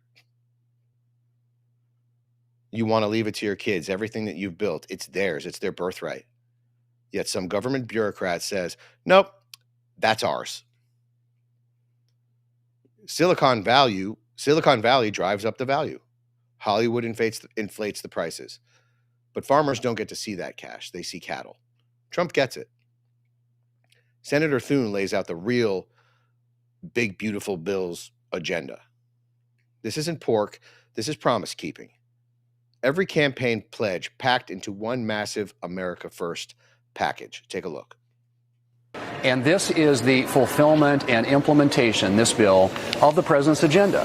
It's securing the border, it's modernizing our military, it's making America energy dominant, it's tax relief for working families, it's reducing the size and scale and cost of government by getting rid of waste, fraud, and abuse. This is what the American people voted for, and that's what we intend to deliver. So failure is not an option. There's a lot, as you would expect, a lot of swirl at this point in the legislative process, and so we're hearing people out, working, responding to their feedback and taking their input, trying to incorporate things into the bill that make it stronger and better, but we have to get this done, and I'm hopeful that we will succeed by the end of the week here in the Senate, and then we'll see what the House can do and if we can get it on the president's desk soon. Listen, I've said this before. Listen, whether it's good or bad for America doesn't matter to them. If Trump wants it, they don't want it. If Trump cured cancer tomorrow, they would protest out on the street saying, give us back our cancer. We have the right to die from cancer. Curing cancer is racist. This thing has border security, military modernization, energy dominance, tax relief, government waste elimination. This is Trump's mandate manifest. Failure is not an option here. And all they can do is lie about it. You know, Democrats lie about who benefits. Senator Merkley claims low-income Americans get nothing.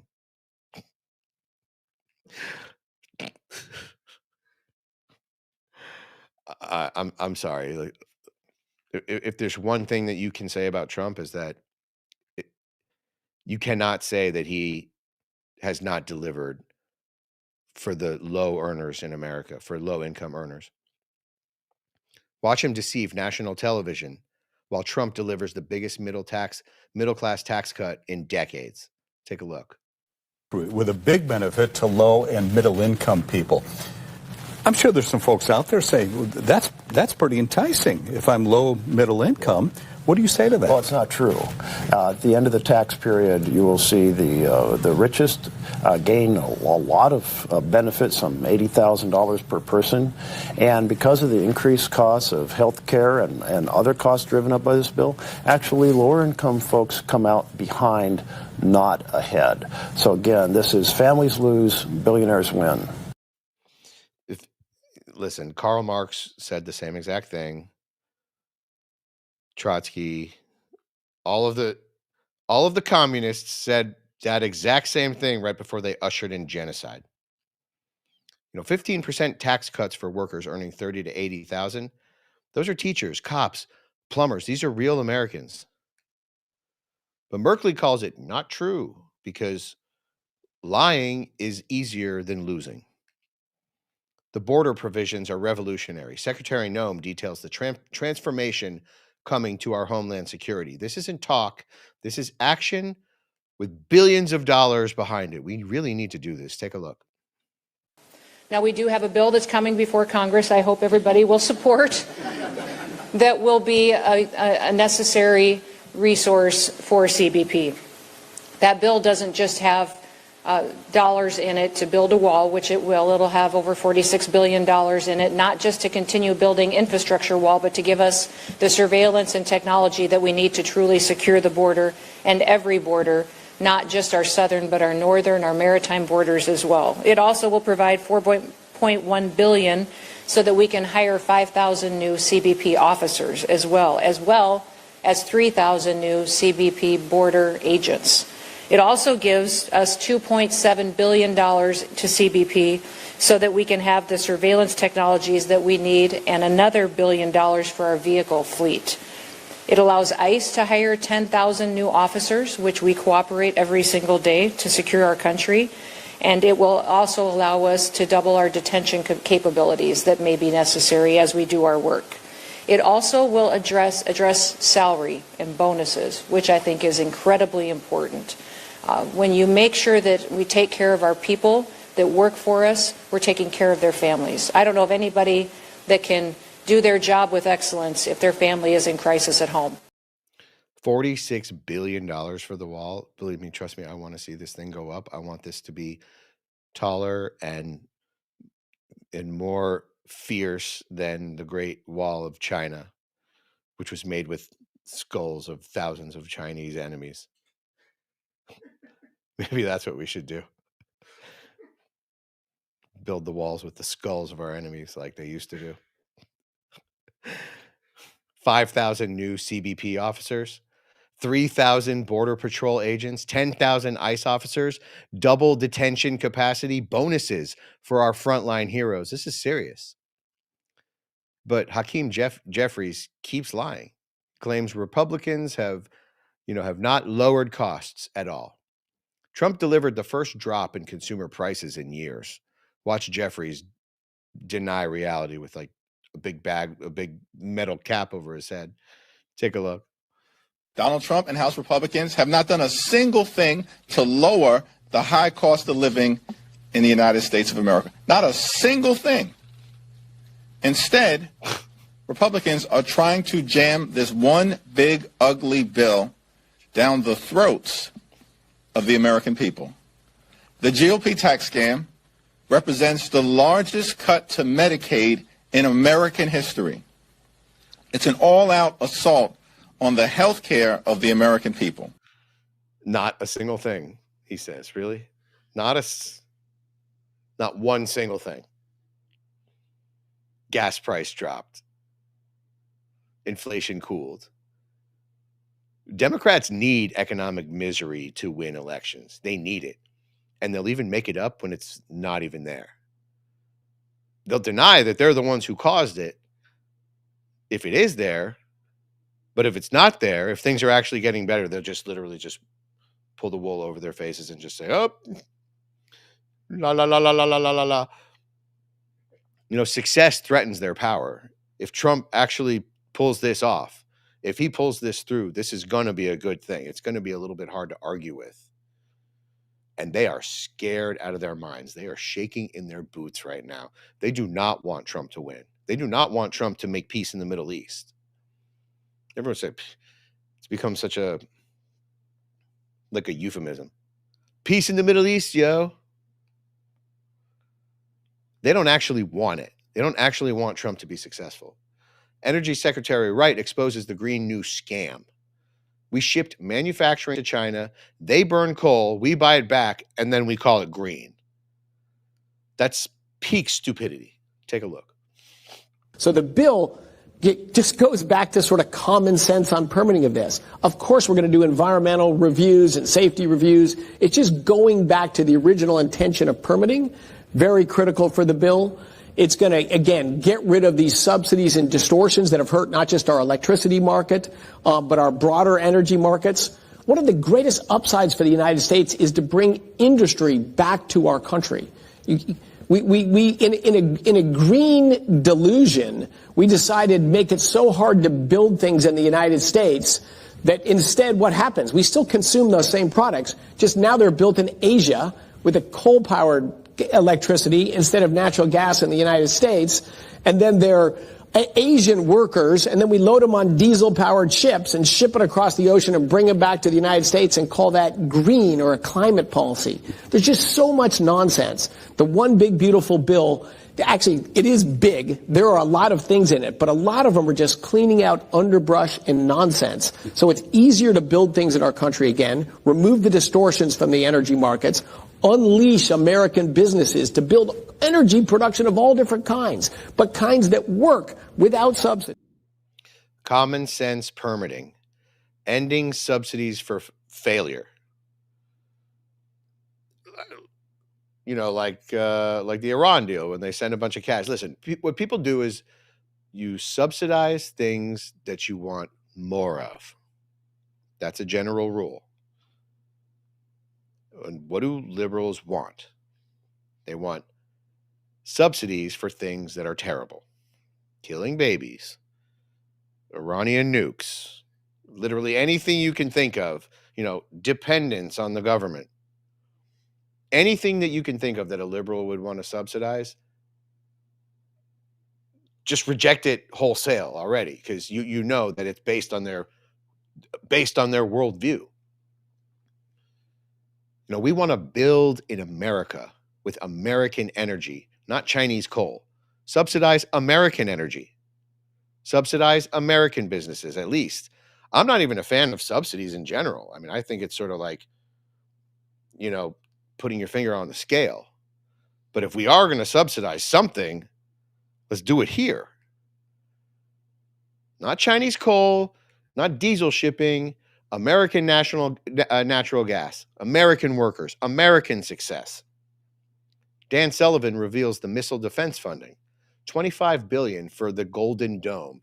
What an amazing triumph that would be if we had a system like Israel's Iron Dome, which is only meant to protect a country the size of New Jersey, except over the entire country. Wouldn't that be an absolute amazing achievement? Trump's vision from his first term finally funded. I mean, it's amazing. I love the fact that he calls it the Golden Dome.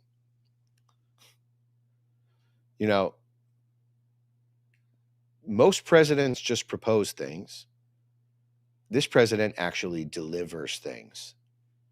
Take a look at this next clip. Now, I just want to do a shout out to President Trump.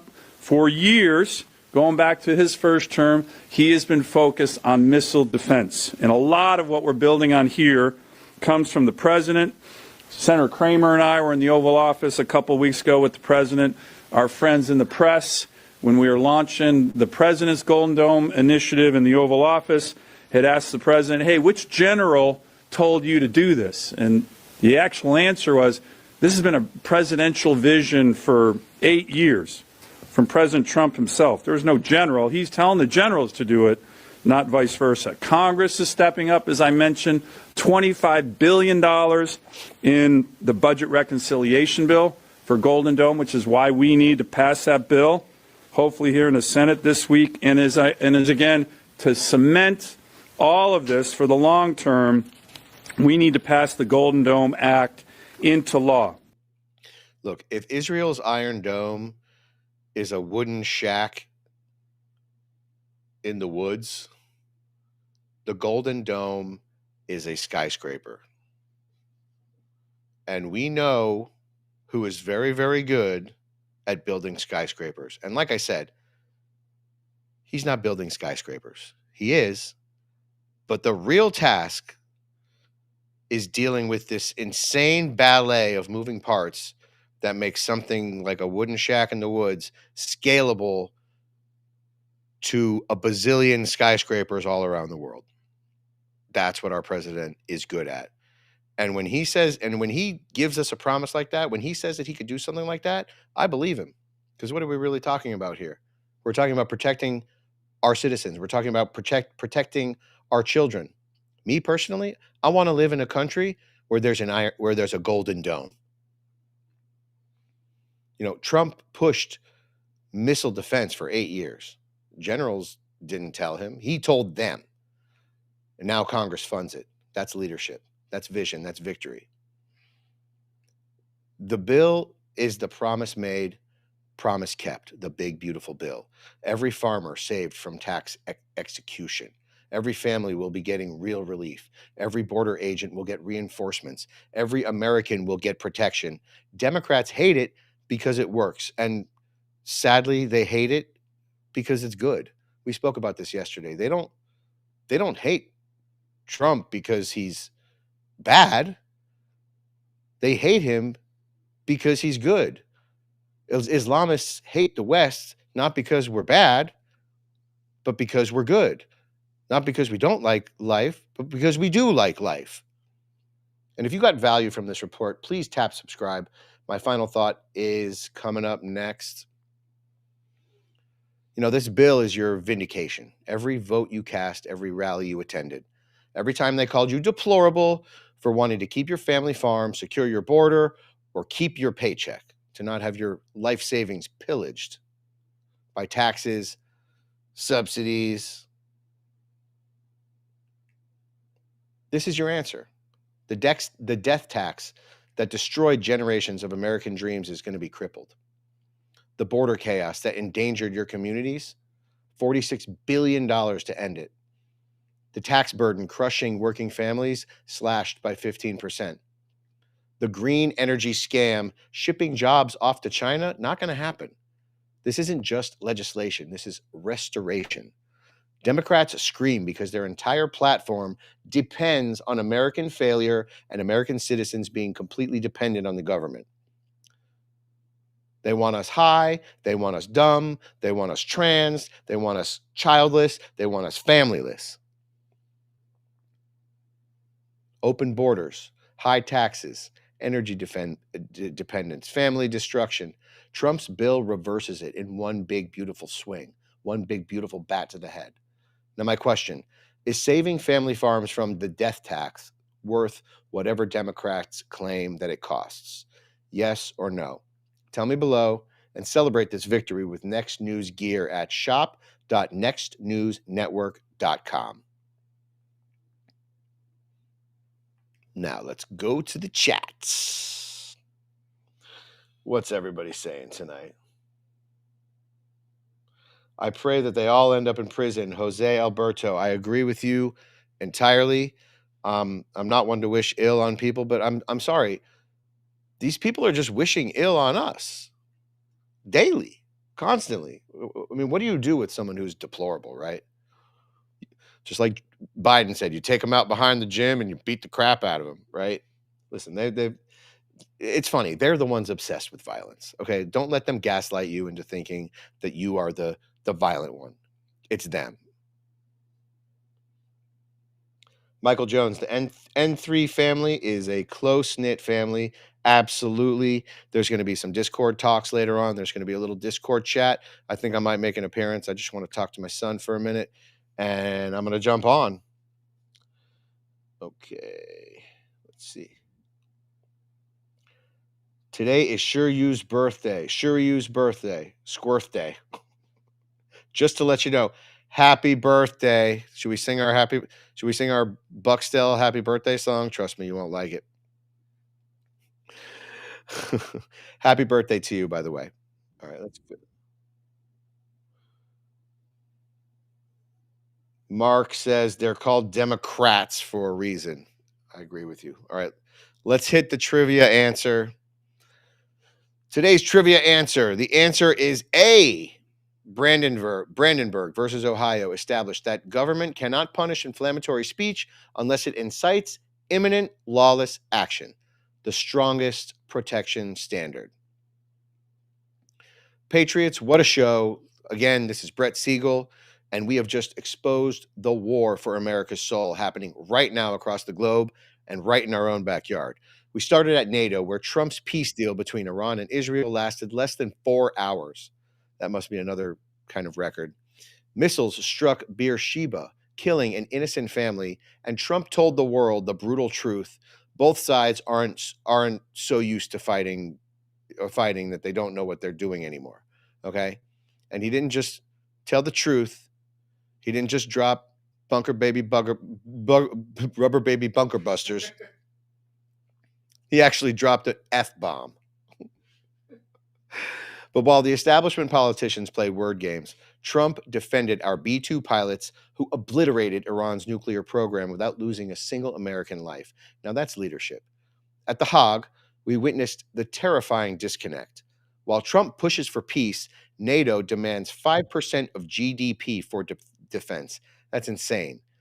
Zelenskyy showboating and trying to steal the show, and he warns of Russian attacks. He's been doing that for years on NATO soil, while admitting that Western components end up in Russian weapons. They're building for permanent war while Trump builds for lasting peace. The choice couldn't be clearer. We exposed how Trump redefined American power, devastating military strikes, followed by immediate diplomacy. No regime change, no occupation, just results. Iran's nuclear program is gone, and it will stay gone. The ceasefire may have failed, but the threat is eliminated. That's the Trump doctrine. Peace through strength, not strength through stupidity. And then came the ultimate betrayal.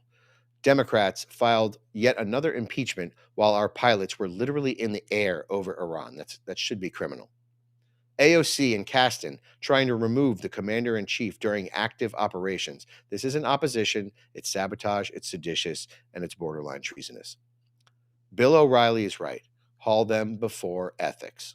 Meanwhile, conservative voices are being arrested for speaking on public sidewalks while professional protesters linked to terrorist groups operate freely. And finally, the big, beautiful bill that will save America. Death tax exemptions for family farms, 15% tax cuts for working families, $46 billion for the border wall, 10,000 new ICE officers. This is every promise kept in one package. Democrats hate it because it proves their entire agenda is built on American failure. That's a good rule of thumb, by the way. If a Democrat wants it, it's probably not good for this country. Thank you for everyone who sent in super chats and Rumble rants today. You are this show. Your voice matters. Your support keeps independent media alive. To everyone watching, tell a friend about the Raw feed. Text them the link. Share on social. Break through the big tech censorship. And if you want to show the world where you get the real news, hit up shop.nextnewsnetwork.com for exclusive Next News gear. This is Brett Siegel filling in for the great Gary Franchi, reminding you that truth isn't just powerful, it is unstoppable. I always broadcast to you live from my safe space down here in Northern Florida, where I'm always free from your bigotry, racism, hatred, microaggressions, patriarchy, and your bunker busters. We expose their lies, defend our heroes, and show America a path forward. Stay strong, stay informed, keep fighting for this republic. We will see you tomorrow on the Raw feed, where we don't just report the news, we make sure it matters. Have a good night.